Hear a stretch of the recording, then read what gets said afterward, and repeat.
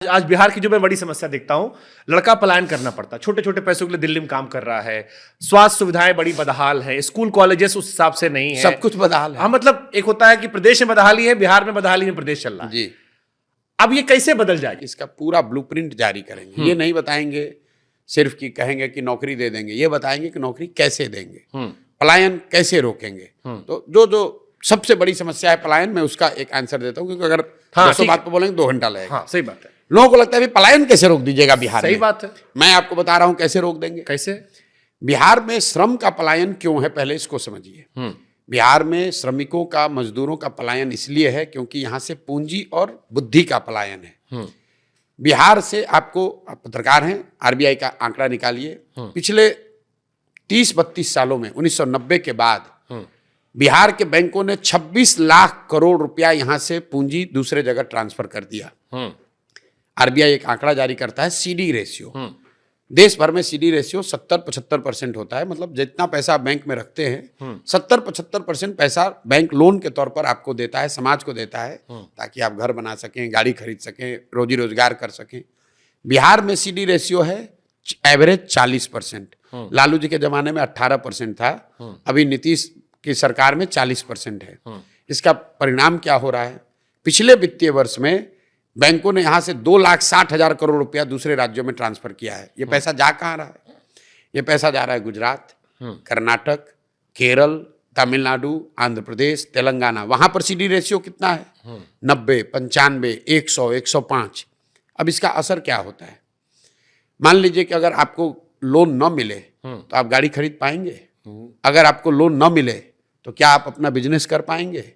अगर बिहार के लोगों को नोएडा में घर खरीदना है, उसको लोन नोएडा में मिल जाएगा, लेकिन बिहार के आदमी को पटना में घर बनाना है, बैंक वाला लोन नहीं देगा। जो पूंजी की उपलब्धता है वो सबसे जरूरी है। तो जो हम लोग बना रहे हैं कि 15 साल से कम उम्र के बच्चे को इतनी अच्छी शिक्षा दो कि वो व्यवस्था और राज्य पर बोझ ना बने। 15 साल से 45-50 साल के लोगों को, जिनको फिर से पढ़ाया नहीं जा सकता है, उनको आप पूंजी उपलब्ध कराओ ताकि वो रोजी रोजगार कर सके। इसके लिए सर फंड आना होगा। नहीं, फंड तो आपको बता रहे हैं, कॉलेज के फंड बजट से नहीं आना है। अगर यहाँ के बैंक, हमको बाहर से पैसा नहीं चाहिए, जो आएगा वो बात का देखा है।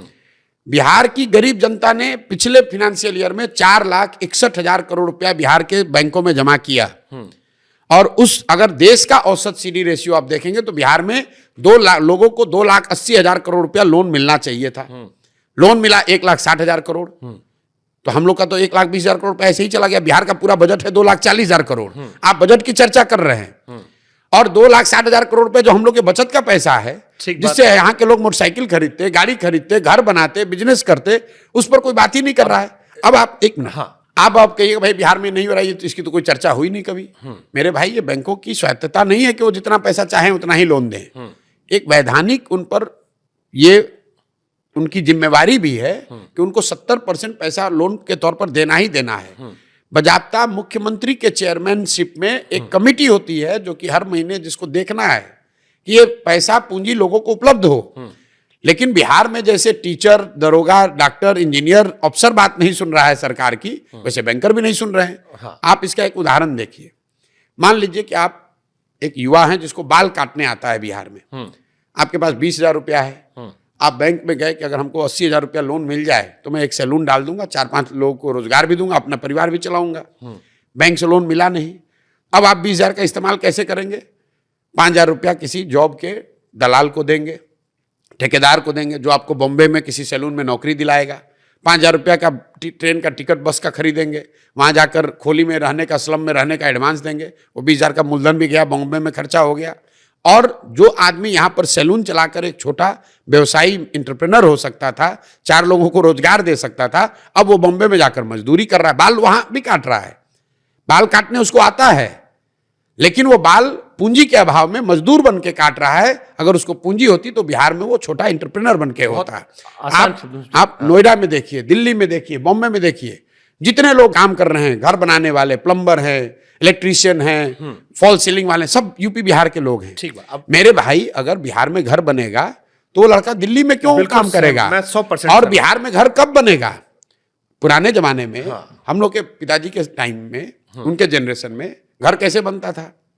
आपने 2 साल पैसा कमाया, कुछ पैसा बचाया, 4 कमरे बनवाए, फिर लिंटर करवाया, फिर पैसा आया तो 2 कमरे और बनवाए।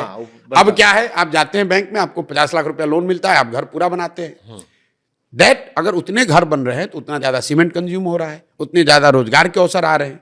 तो जो हमारे साथ दुनिया भर के इकोनॉमिस्ट जिनको मैंने साथ में जोड़ा है, जो हम लोगों ने मॉडल बनाया है कि अगर बिहार में पूंजी की उपलब्धता को ठीक कर दिया जाए तो बहुत बड़े पैमाने पर डिस्ट्रेस माइग्रेशन को रिवर्स किया जा सकता है।